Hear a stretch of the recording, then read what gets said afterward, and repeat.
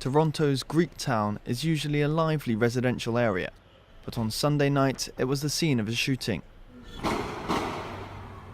A man fired a handgun into restaurants and cafes along a street known as the Danforth, shooting over a dozen people before dying after an exchange of gunfire with police. I would say I heard at least 20 shots, right, in intervals. You know, clip being spent, reloading, clip being spent, reloading, clip being spent. That's what I heard. It just seemed very surreal, almost like it wasn't really happening, but everyone was sort of moving and going away.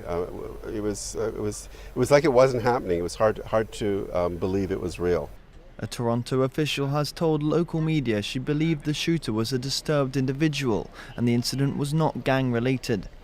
The police chief, meanwhile, said it was too early to determine a motive. Other than the shooter, we have a young lady that is deceased right now, and we have a young girl, I believe 8 or 9 years old, that is in critical. Gun violence is traditionally rare in Canada, particularly compared to the neighbouring United States.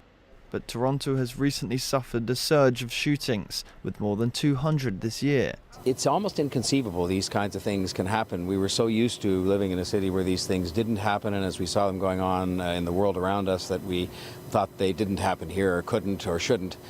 Last week, the city began deploying more police in certain neighbourhoods at night as part of a gun violence reduction plan.